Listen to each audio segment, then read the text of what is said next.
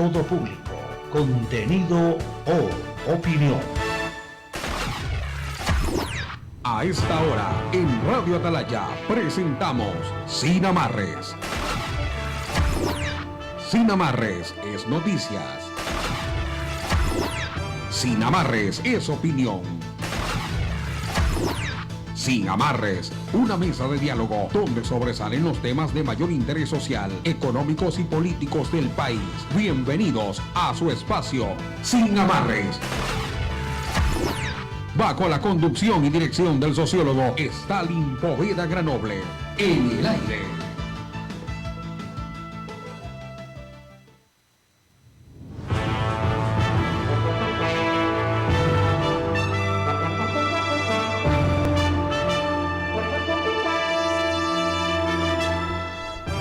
6 de la mañana con 31 minutos, 6 y 31 de este viernes 19 de julio del año 2019. Estamos dando inicio a su programa Sin Amarres, su programa de análisis y opinión que se transmite de lunes a viernes, por supuesto, desde el puerto principal, desde Guayaquil, que precisamente se alista ya para celebrar sus fiestas de fundación, y durante toda esta semana y el fin de semana especialmente se preparan algunas actividades, así que aprovechamos y les enviamos una cordial invitación para que vengan a nuestra querida ciudad a disfrutar de todas las distintas actividades que hay. Y hoy también en nuestro programa estaremos hablando de una de las especialidades de Guayaquil, que recoge tanta diversidad también en la gastronomía, así que atentos para que ustedes puedan conocer algunas de las acciones que se realizarán por las fiestas de nuestra ciudad.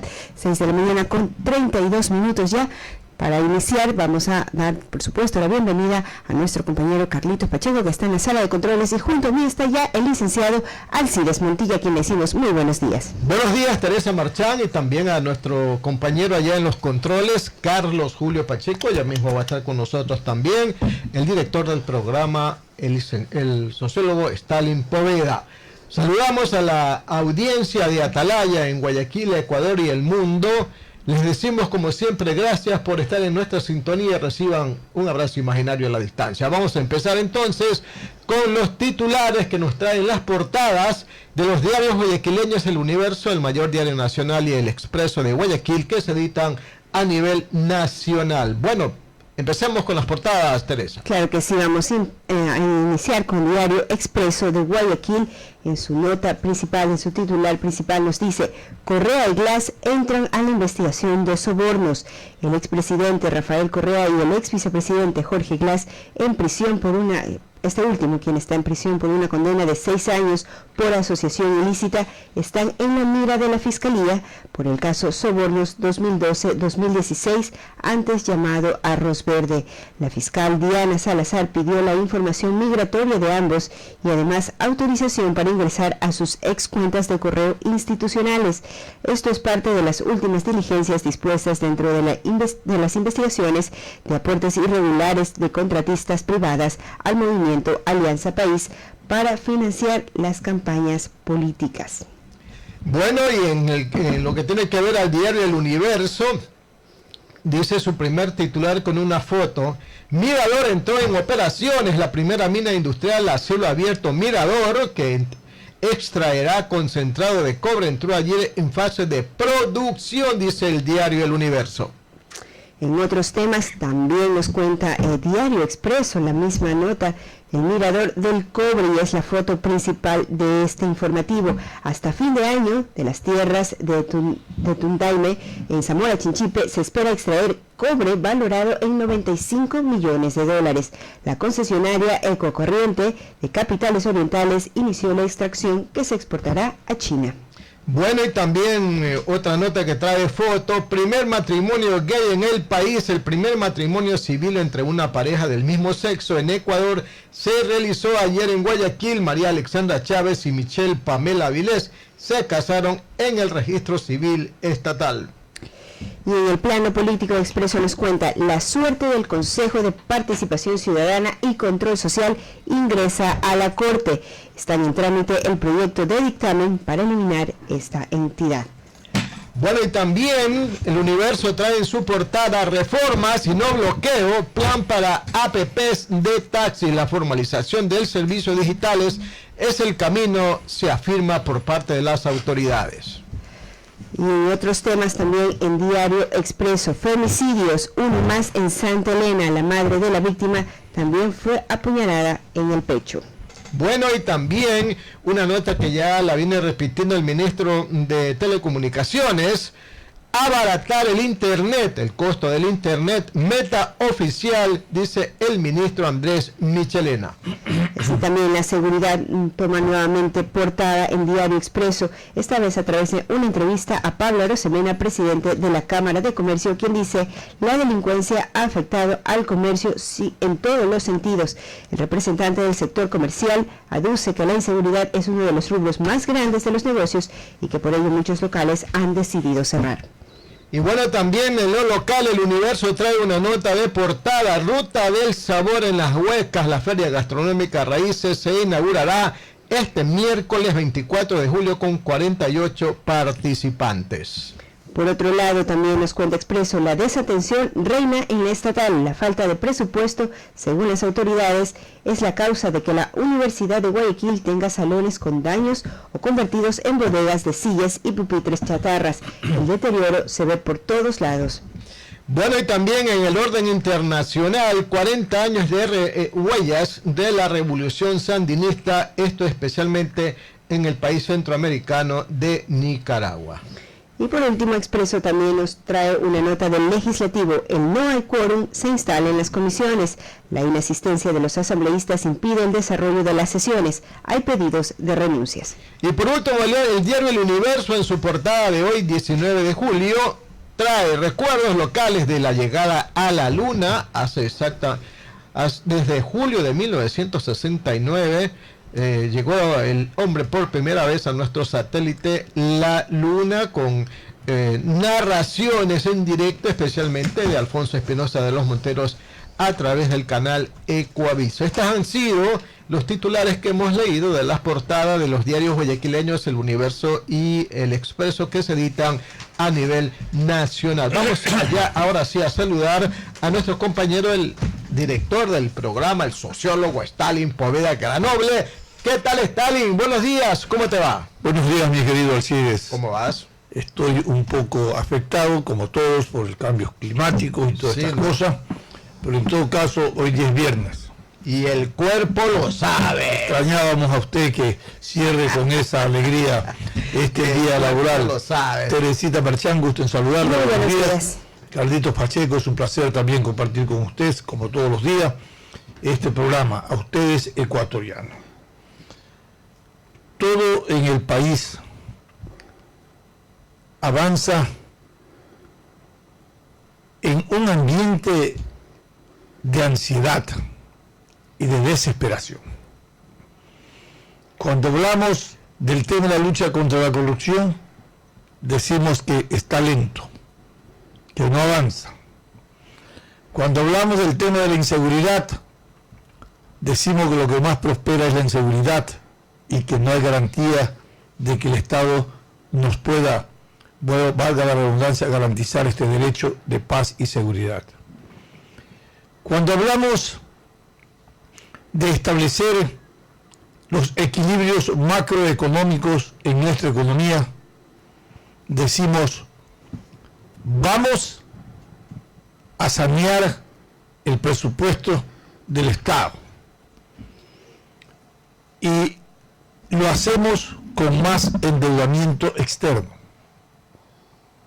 Ayer entrevistaba en una radio amiga al delegado del presidente a la Junta Monetaria, el ingeniero Marco López, y le formulé la siguiente pregunta, porque es un poco el razonamiento lógico de cómo vemos los ciudadanos el tratamiento y el manejo de la deuda y de los déficits fiscales en nuestro país, que tiene que ver con consolidar una economía, un desarrollo en producción y productividad. Le dije: ¿cómo es posible que todo lo que se está haciendo para sanear nuestra economía en términos de presupuestos esté vinculada a más endeudamiento. ¿Y cómo pagamos el más endeudamiento si hay un decrecimiento en la economía, mi querido Alcides? Sí, pues. ¿De dónde sacamos la plata? ¿Esto qué significa? Un círculo vicioso que pateamos la pelota para adelante y seguimos en el carrusel del endeudamiento externo.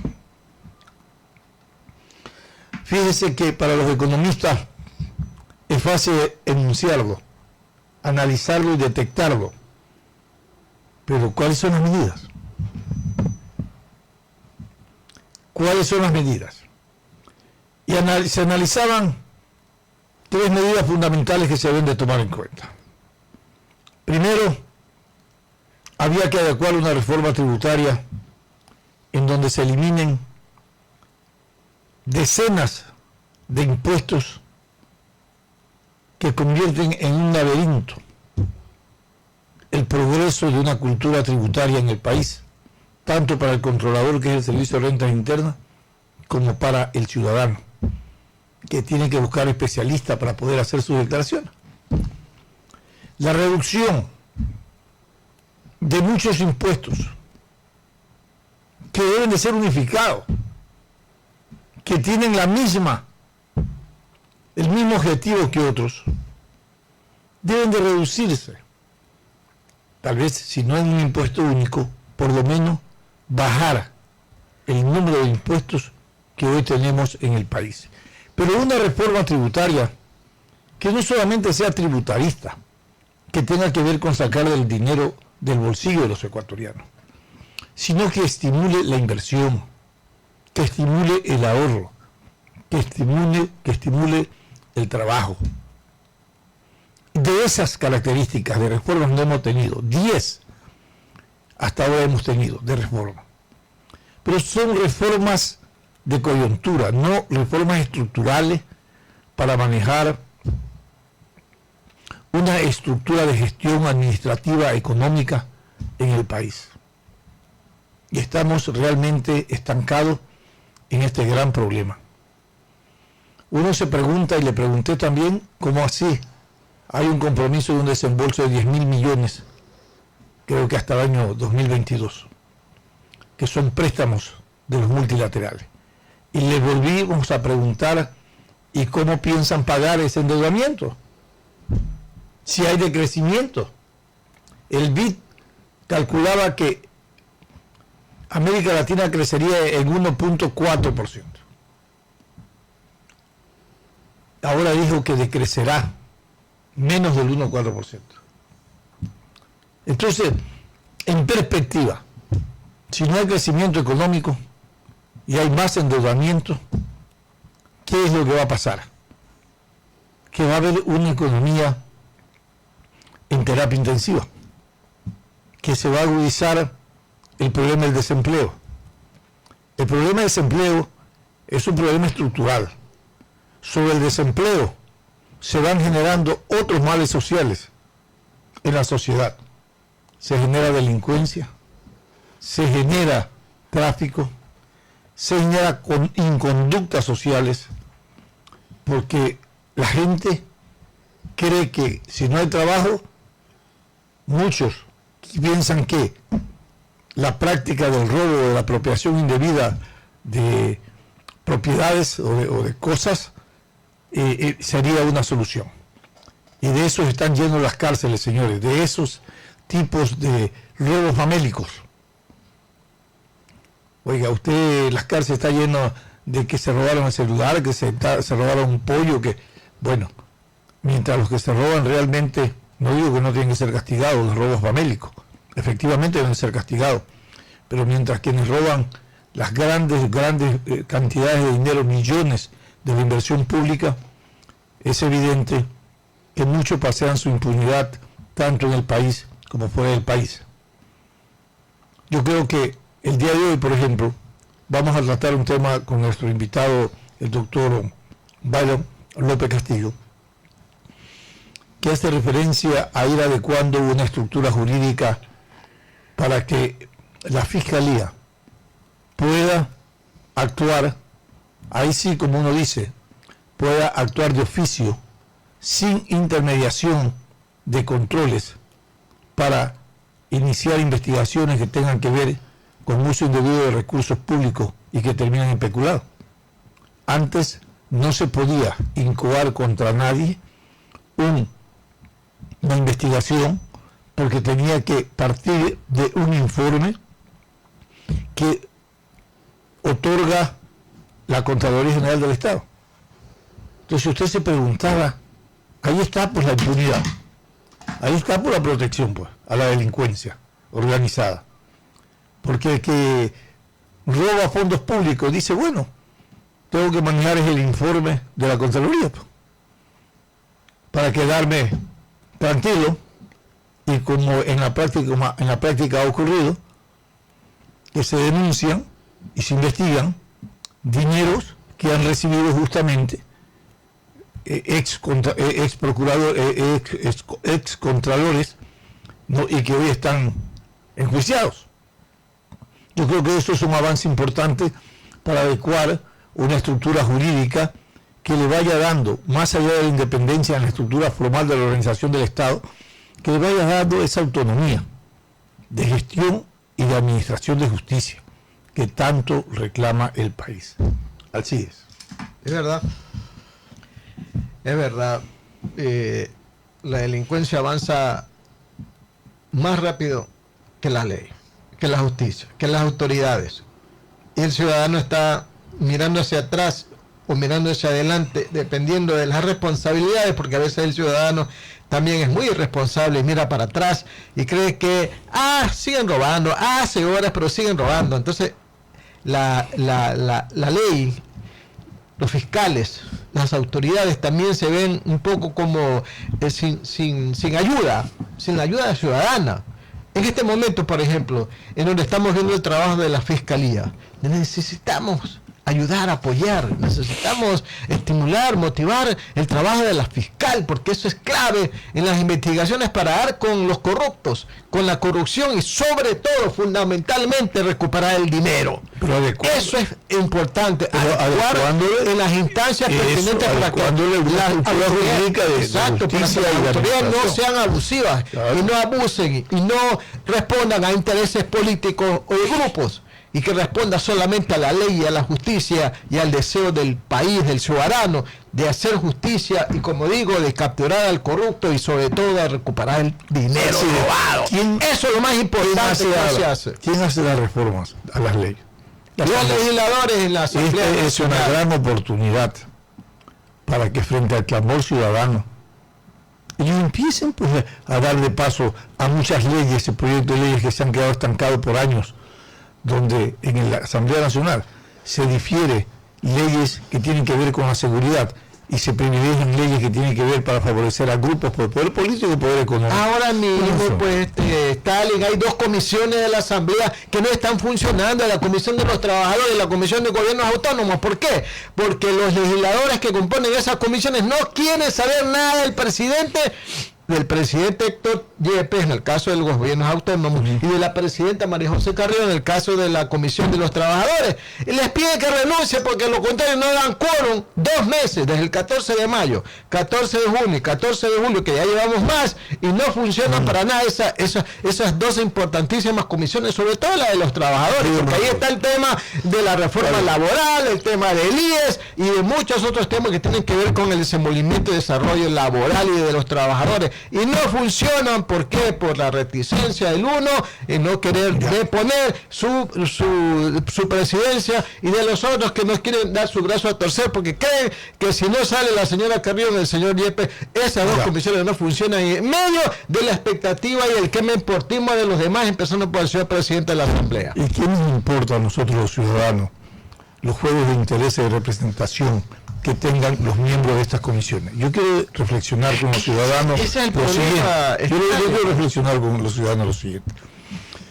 Yo creo que ellos mismos, Alcides, nunca se van a sancionar. No, pues. Y yo le pregunto a usted, si tenemos ese estado de cosas como hemos tenido otro estado de cosas dentro de la Asamblea, que puede ir para siempre. No funcionan esas comisiones. Entonces la necesidad de un código laboral está diferido por esos intereses de representación. El tema de los gobiernos autónomos, por esos intereses de representación. Como ellos no se van a sancionar, uno se pregunta, ¿qué instancia hay para destrabar esto? La una que se encuentra en el mismo seno de la Asamblea, y la otra son los mecanismos de revocatoria de mandato. Pues empecemos a pensar que si esto no funciona, hay que revocarle su mandato, pues. Yo creo que hay que empezar a hacer algo en este país. O sea, todo lo dejamos que resuelvan los mismos que generan la agresión de la estructura de justicia y de poder, para que ellos mismos lo resuelvan. Eso no va a resolverse, eso es irreconciliable. Pero hay un tercer legítimo contradictor moral y ético, que es el pueblo, que son los ciudadanos, y que tiene las herramientas, tenemos las herramientas para revocarlo de ese mandato por incumplimiento. ¿Cuántos de ellos han cobrado el sueldo durante tantos años y han asistido, creo, 2 veces a la Asamblea? ¿Y cuántos de ellos han asistido a calentar un asiento y nunca han intervenido ni han presentado un proyecto? Entonces, ¿para qué se los nombra? ¿Y para qué se les paga? Para que produzcan, ¿no es cierto? Sí, para que produzcan leyes, para que reformen leyes, para que armonicen un sistema jurídico constitucional que realmente esté acorde con las demandas sociales. Pero, sin embargo, eso no ocurre. Yo creo que es importante que nos tomemos un tiempo de reflexión. Y este legítimo tercer contradictor ético y moral que se encarna en el pueblo ecuatoriano debe de pensar en una revocatoria de mandato a todos quienes, elegidos por elección popular, no responden a los intereses de la sociedad. Incluidos los asambleístas en primer lugar. A buenos que ellos pues son de elección popular. A todos. Es que lo que todos ellos son los que ellos son los que no se autocensuran.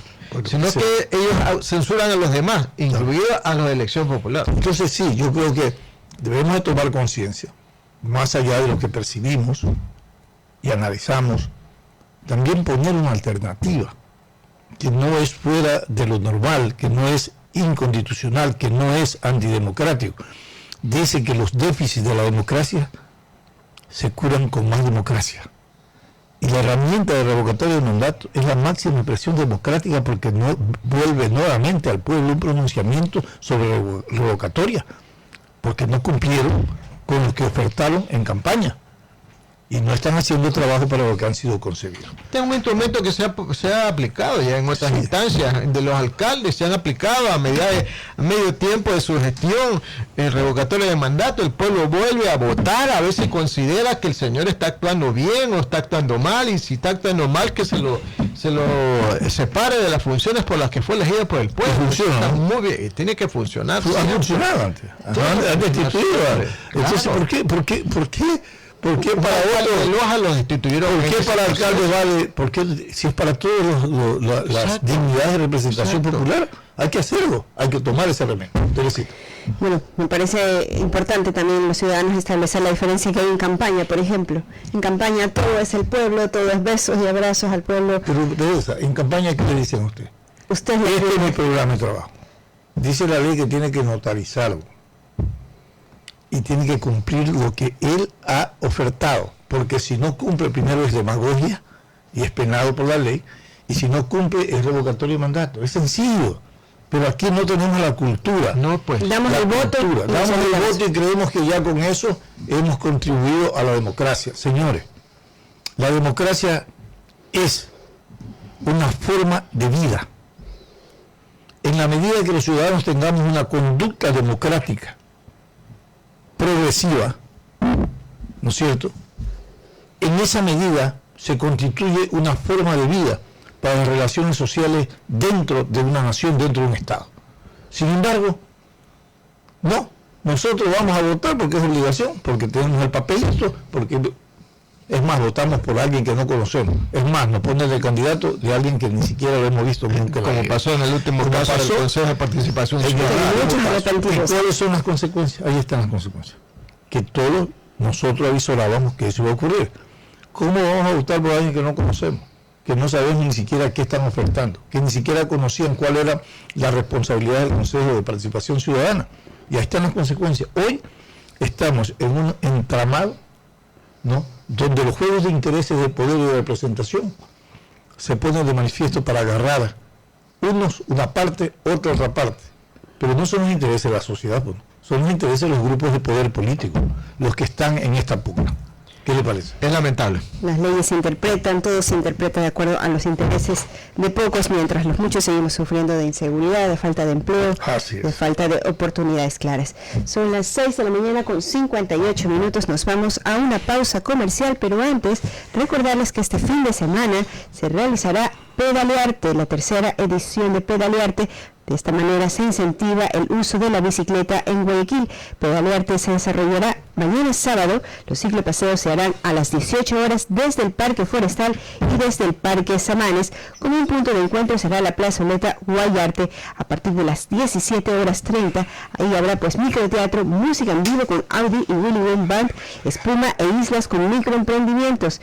La bicicleta es un mecanismo de movilización y la ATM, la Agencia de Tránsito Municipal, busca determinar la factibilidad del uso de este mecanismo ecológico para trasladarnos en distancias cortas, interconectando la transportación pública mediante la creación de ciclovías. Estimada Teresa, y antes de entrar a los comerciales, permítame dar una información. La empresa municipal de agua potable y alcantarillado de Guayaquil, EMAPAC, empresa pública, invita al bautizo de la microtuneladora que construirá la línea de impulsión Pradera Las Esclusas. Este acto se va a realizar el lunes 22 de julio a las 9 de la mañana en la planta Nova Cero, ubicada en la avenida Raúl Clemente Huerta, acto que contará con la presencia de la alcaldesa de Guayaquil, doctora Cintia Viteri Jiménez. Entonces, esta invitación para este lunes a las 9 en la avenida Raúl Clemente Huerta para presenciar el bautizo de la microtuneladora que construirá la línea de impulsión Pradera Las Esclusas, informa la empresa municipal de agua potable y alcantarillado de Guayaquil, EMAPAC, empresa pública. Nuestra ciudad avanza y en ello también recordarles que el paso peatonal elevado inclusivo con ascensor y paraderos que se construirá en la avenida Delta para los estudiantes de la Universidad Estatal es parte del camino de la innovación de la ATM y la alcaldía de Guayaquil. Sigamos recorriendo el camino de la innovación juntos. Este es un programa de opinión, categoría O, apto para todo público. El siguiente es un espacio publicitario apto para todo público. Te cuento que me apaga, puesto tu... Son ciudadanos y ahí están las consecuencias. Hoy estamos en un entramado, ¿no?, donde los juegos de intereses de poder y de representación se ponen, pero no son los intereses, están en esta punta. ¿Qué le parece? Es lamentable. Las leyes se interpretan,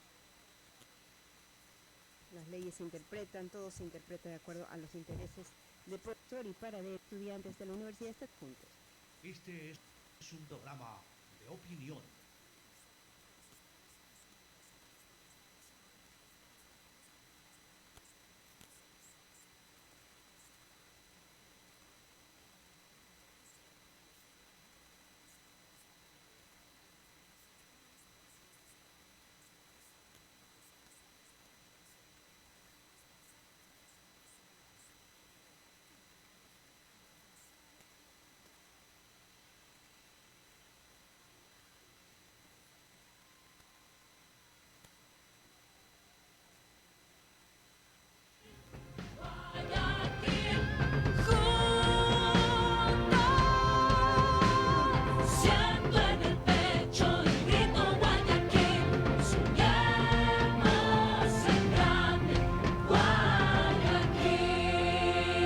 Alcaldía de Guayaquil.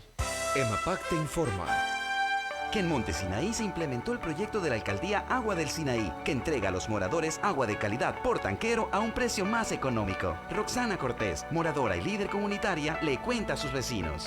Gracias a la construcción de la Bocatoma. Entonces la construcción aquí ya queda más cerca.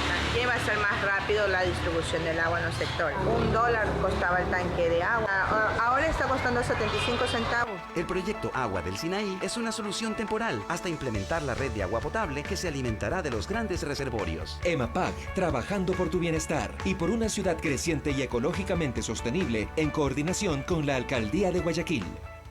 Te informamos que en ATM seguimos recorriendo el camino de la innovación, con los 20 nuevos buses eléctricos con aire acondicionado y los corredores viales en el norte con paraderos y wifi gratuito. Con los sensores para puertas y botones de pánico en buses para aumentar tu seguridad y los 150 nuevos elevadores para silla de ruedas. Con la aerovía, que transportará a 40.000 personas al día en solo 15 minutos entre Durán y Guayaquil. Seguiremos innovando para hacer tus viajes más cómodos, seguros y las vías más ágiles. ATM en coordinación con la Alcaldía de Guayaquil.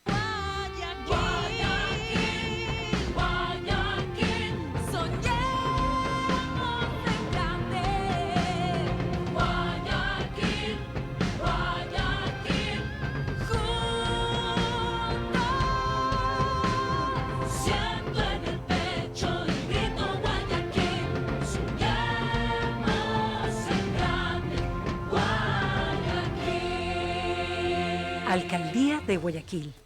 Los torneos más esperados. Campeonato Ecuatoriano de Fútbol. Copa Libertadores de América. Copa Sudamericana. La Champions League. Solo lo vivirá por los 680 AM de Atalaya, la radio más copera del país. Fin del espacio publicitario. Usted está escuchando un programa de opinión, categoría O, apto para todo público. Sin amarres, una mesa de diálogo donde sobresalen los temas de mayor interés social, económicos y políticos del país. Sin amarres, bajo la conducción del sociólogo Stalin Poveda Granobles.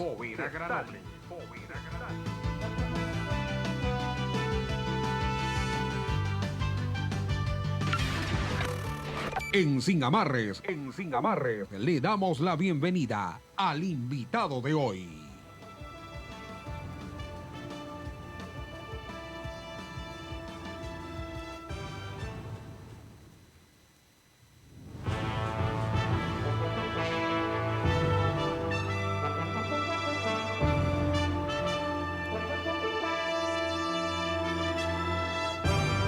Entramos. 7 de la mañana con 3 minutos, 7 y 3. Gracias por continuar en compañía de Sin Amarres. Recuerden que también nos siguen en vivo a través de nuestras redes sociales y lo pueden hacer para escuchar la retransmisión de este programa en nuestro canal YouTube. Y hablando de redes sociales, tenemos un saludo de Inés Montilla, quien nos escucha y nos mira a través del Facebook Live desde Venezuela. Saludos, licenciado Alcides Montilla. Se trata de mi amada hermana que nos escucha regularmente desde Caracas, Venezuela. La saludo. Y le mando un abrazo y le cuento que mañana voy a estar con nuestra madre en Rocafuerte. Qué bien, aprovechar el fin de semana para estar en familia. Nosotros también aprovechamos el tiempo y ya tenemos junto a nosotros al doctor Byron López Castillo, nuestro panelista de los viernes con quien hacemos el análisis de los principales acontecimientos de nuestro país.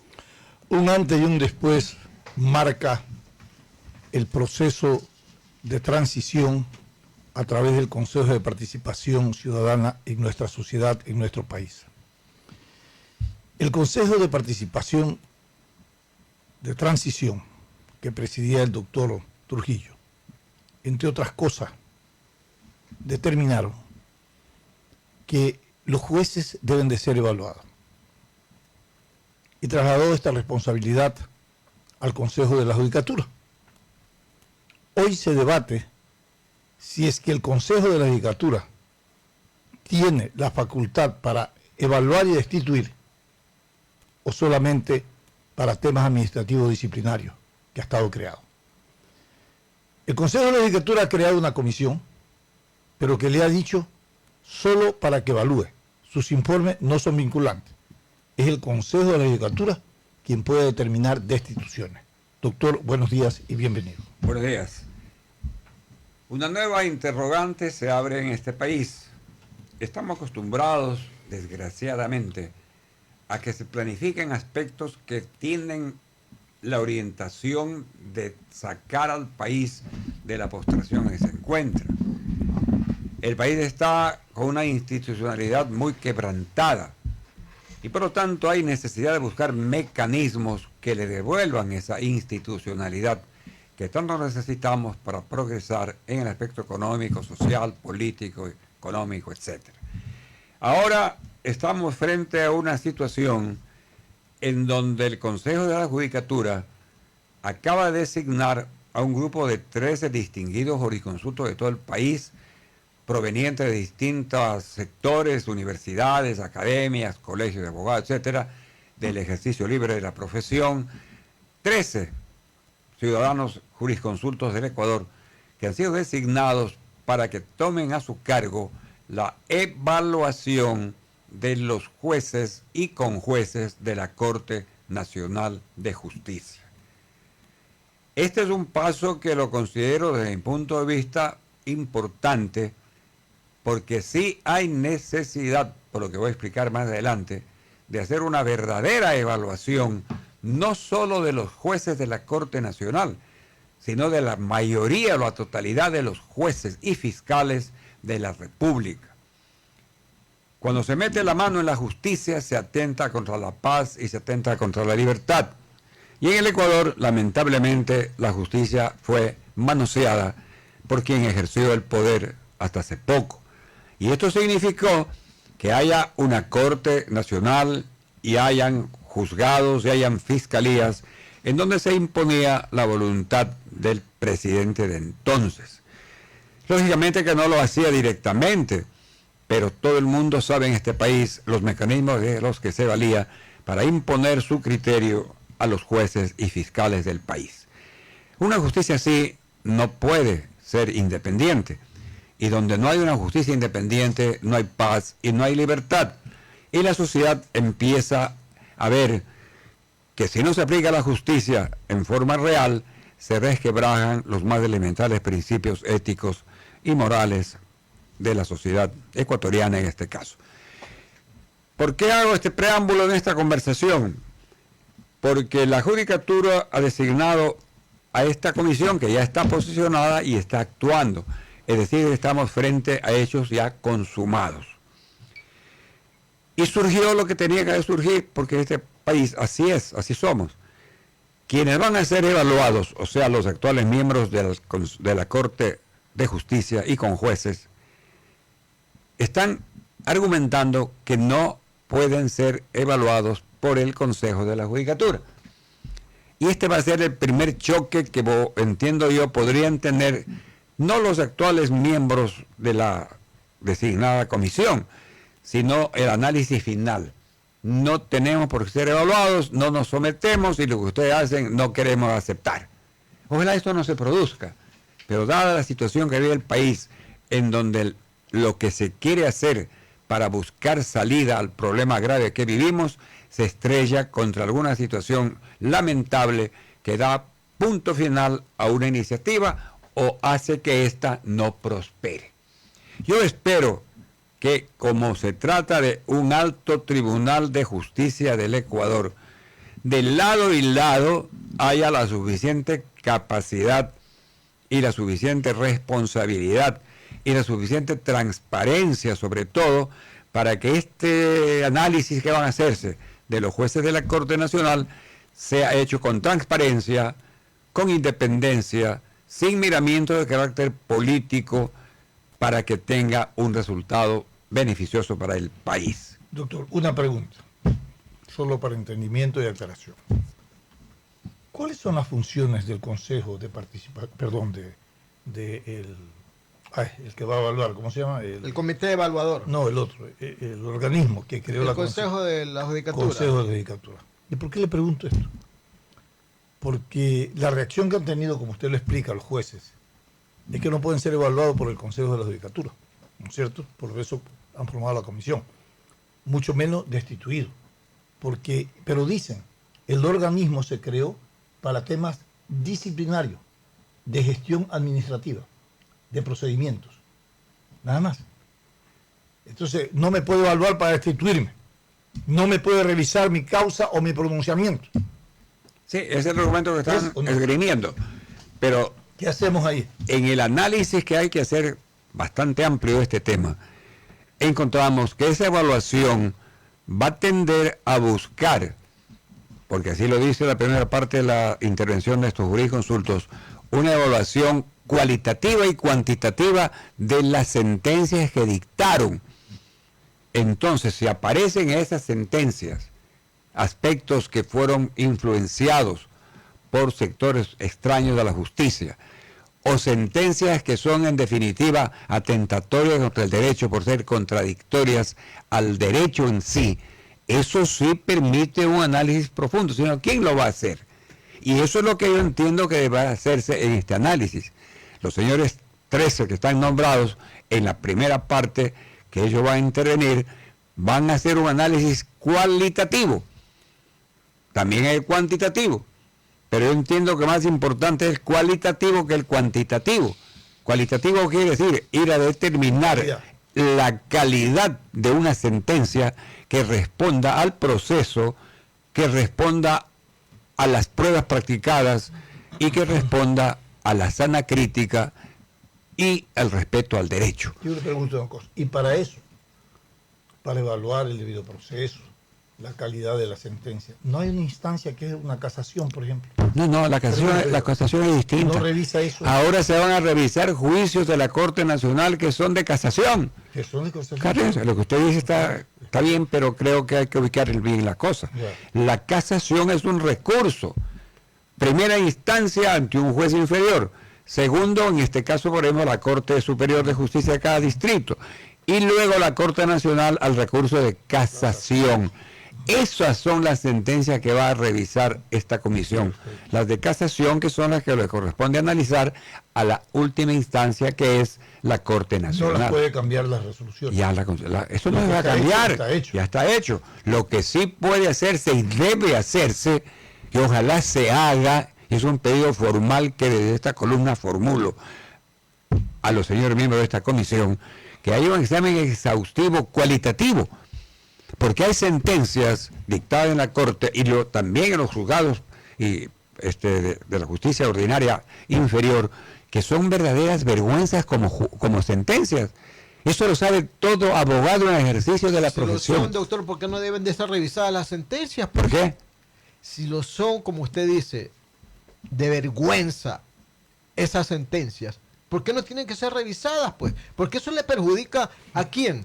Al ciudadano afectado por una incompetencia del juez, pues, doctor. Eso no es justicia. Existe el recurso de revisión en ciertos casos que la ley plantea. No sé hasta dónde podría llegar la capacidad de los señores miembros de esta comisión para decir esta sentencia dictada en el caso A es absurda, ilógica, contra el derecho y cabe una revisión. Es una inquietud importante la que usted plantea, Alcides, y usted también, Stalin. Ver la posibilidad de que eso se revise, porque hay muchos casos en que hay gente que está siendo víctima de unas sentencias que son totalmente contrarias a derecho. Entonces, debe ser evaluado el juez y conjuez de la Corte Nacional en el aspecto cualitativo y cuantitativo. Cuantitativo no tanto, porque cuantitativo sería decir, yo despaché 1000 causas, y usted 200 y usted 20. Yo como despaché 1000, soy mejor que usted o mejor que el de allá. Eso no es. No es lo cuantitativo, ahora, es lo cualitativo. La otra pregunta es, que se hace la gente. Después de la evaluación de los jueces, pasa al Consejo de la Judicatura.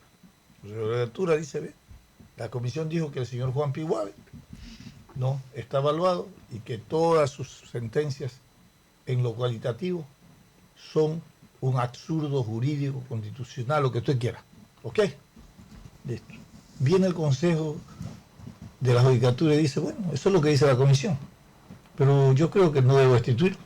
Bueno, eso es un análisis muy a la ligera suyo. No, ¿por qué? ¿Por qué le digo esto? ¿Por qué le digo esto? Porque los juegos de intereses, doctor, hay que decirle a la gente, pues. O sea, aquí no estamos ante los inmaculados jueces, ¿no? Y también no estamos ante los inmaculados controladores o reguladores, ¿no? Que tienen sus juegos de intereses internos, pues por Dios. ¿Qué querían? Que no se haga la evaluación este año, que sea del otro año. Y fue una pugna, una pelea interna en el Consejo. Y hay que hacerlo efectivamente, yo creo que sí. Pero también hay que darle, por ejemplo, a ese juez, y voy a poner un ejemplo, doctor, déjeme decir, a ese juez que ha sido mal juzgado y que puede ser destituido, también un derecho a la defensa. Le voy a decir por qué. Porque eso no se contempla, solo destituirlo si está mal, dice la comisión. El Consejo de Participación Ciudadana de hoy, ¿qué hizo? Llamó a unos constitucionalistas ¿no?, que estaban de acuerdo con las visiones que ellos tenían. Habían otros constitucionalistas que decían, no, esos constitucionalistas que han llamado responden a los intereses del señor Suárez y del señor Correa. Los de acá respondemos a otros intereses, que es la transición. Esto mismo puede ocurrir, porque en definitiva, ¿por qué se hace la evaluación? Porque se dice que los miembros de esa corte son los que dejó la estructura del Correato y que son los mismos jueces que están liderando la impunidad para todos los casos que se denuncian. Estos son los orígenes, productor. Usted anota lo que dije al principio de esta conversación. Cuando se quiere hacer algo positivo, aparentemente, en la teoría, surgen los aspectos que usted anota. Eso es lo que tenemos que luchar para que desaparezca. Que todo se haga con un objetivo final de mejorar. Pero si encontramos 5 patas al gato, la encontramos en cualquier asunto. Aquí, claro, que usted anota, podría suceder. Entonces, ¿para qué nombraron la comisión?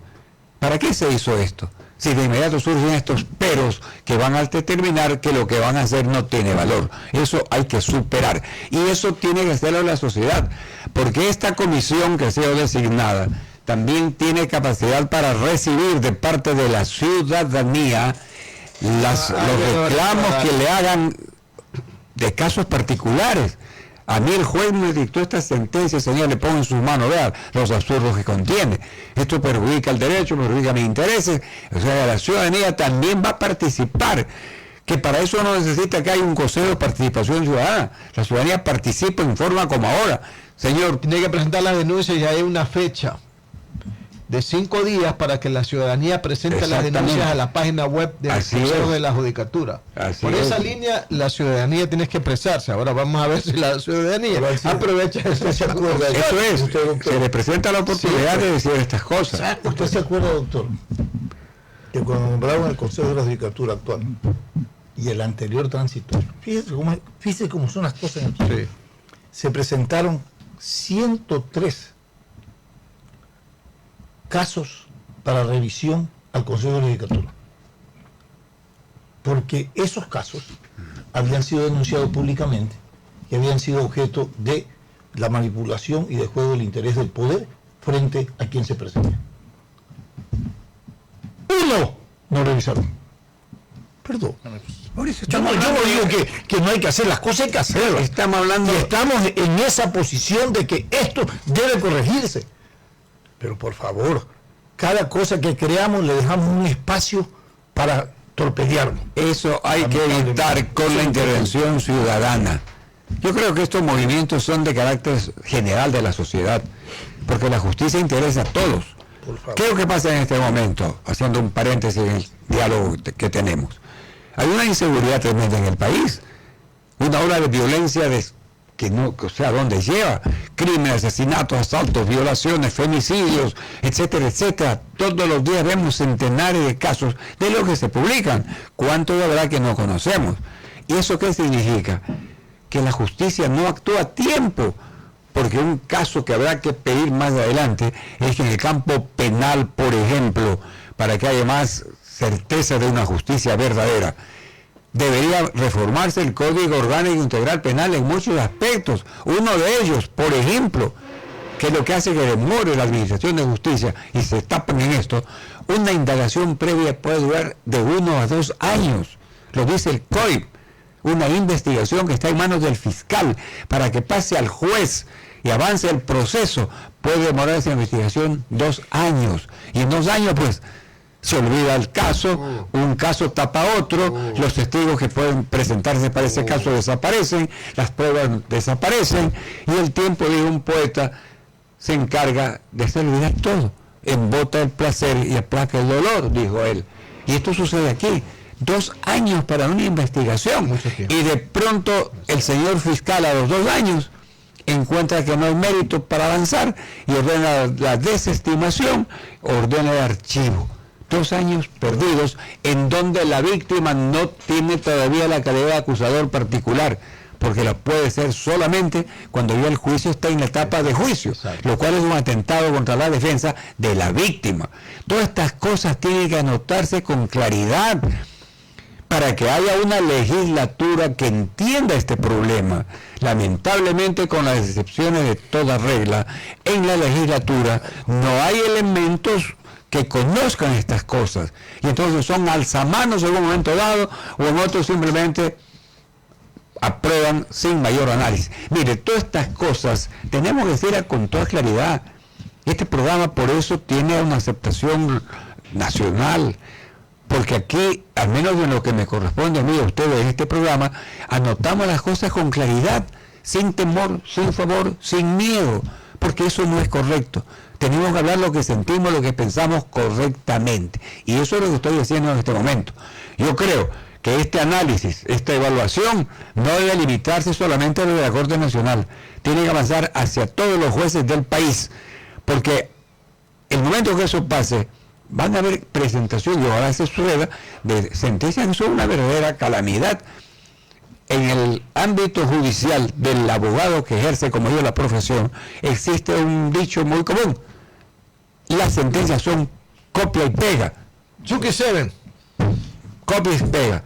¿Por qué? Porque los que sacan el caso anterior y lo pegan al caso particular. Pero hay veces que se olvidan, y en el juicio A está Juan Pérez. Y el sindicado es Perico Pedro Palote, y le ponen a Juan Pérez Perico Palote. A mí me acaba de llegar anoche una cuestión importante del doctor René de la Torre. ¿Sabe el nombre? Es un periodista conocido, manavita. Ese doctor jurisprudencia, claro, fue presidente del Tribunal de Garantías Constitucionales, el doctor René de la Torre Alcíbar. Exacto, es manavita. Él tiene una columna en el diario, en un diario de la ciudad de Puerto Viejo. Sí, en el diario de Puerto Viejo. Y analiza y dice evaluación y la justicia. Y entonces he aprovechado este artículo que encontré ayer para traer a la colación. Y él anota aquí cosas raras, no raras, sino que deben ser materia de análisis por parte de esta comisión. Él plantea dos casos en este análisis. Una sentencia por un homicidio. Se tramita la causa y se llega a determinar que fue un suicidio, y que el suicida se disparó 4 tiros con el dedo del pie derecho, y por lo tanto se dicta sobreseimiento en contra de lo que aparecía como sindical. El pie derecho. Aquí está. Entonces, ¿esto qué demuestra? El pie derecho se disparó. Así dice, sería muy largo leer. Así el dedo gordo del pie derecho se disparó 4 tiros. Una mujer muerta. Se hacen las investigaciones y llegan hasta ver que se suicidó. Hasta ahí está bien. Pero con 4 perdigones disparados por ella misma, no puede ser. Y con el pie derecho. ¿Esto qué es? Es una sentencia. Imagínense, cosas así como esta. En una causa civil era nota también que un juez declara que no es competente para conocer el asunto, y que sin embargo en la misma sentencia declara la inhibición. Entonces, dos cosas contradictorias en la misma sentencia. Y así como esto, en innumerables casos. Yo traigo a colación esto porque lo encuentro oportuno. Esa sentencia que hay que dejarla nomás. Y así como esto, hay innumerables casos. Por ejemplo, lo que hay. Innumerables casos. Entonces, la persona que se sienta agraviada por esto, presente su cuestión y analiza la conducta del juez o de los jueces para llegar a una conclusión. Doctor, le quiero hacer una preguntita sobre esto. El tema, vamos a asumir que evaluamos todo bonito. Pero este es un problema estructural de la justicia. Imagínese usted que en periodos anteriores se adecuaron las estructuras jurídicas institucionales para delinquir. Y le voy a poner un ejemplo. La Contraloría tenía entre sus responsabilidades la obligación de emitir un informe precontractual, por ejemplo, ¿no?, para la inversión pública, y daba la autorización para que siga la otra parte. El procurador también. El procurador también. Vino el gobierno del presidente, el expresidente Rafael Correa, dijo: no, eso no es necesario, elimínese. Perfecto. Vino la asamblea, se hizo una reforma, eliminado. ¿Y qué hicimos nosotros? Luego viene y dice: no es necesario que para la administración de los fondos públicos y para todo lo que significa corrupción pública sobre los fondos, para que se convierta en un peculado, tiene que tener el informe de la Contraloría General del Estado. ¿Sí? Entonces, ¿qué significaba? Que ese informe era la impunidad, pues. Porque primero se iba donde el Contralor y se le pagaba y le decía, sácame un informe favorable para que no me hagan el juicio, para que no me investiguen. Usted nota otro caso importante de la justicia ecuatoriana. Yo quiero cerrar el capítulo de la evaluación sin decir finalmente, para poder anotar algo de lo que usted dijo, que ser 2 minutos, para decir que ojalá, en esta ocasión se actúe con transparencia, sin odios, pero con dureza hacia quienes actuaron mal en la administración de justicia. En otro caso de lo que usted anota, el caso último es la sentencia que dictó la Corte Constitucional, una sentencia de, por unanimidad, los 9 miembros, matrimonio igualitario, dice. No opinan sobre lo que plantea Stalin. Ya. El artículo 581, numeral inciso 3 del Código Penal, disponía que para poder iniciar un juicio por peculado o enriquecimiento ilícito, había necesidad de un informe de la Contraloría que declare responsabilidad penal contra ese funcionario. Esto fue criticado en su debida oportunidad por quienes algo sabemos de esta materia. Felizmente la Corte Constitucional, en una sentencia muy interesante, opina finalmente que eso es inconstitucional. ¿Por qué? La Constitución actual y la del año 1998 declararon la imprescriptibilidad de la acción y de la pena. Y la Ley Orgánica de la Contraloría, en los artículos pertinentes, anota que la Contraloría tiene hasta 7 años para presentar un informe por este tipo de delito y 180 días para otro tipo semejante. ¿Qué sucede?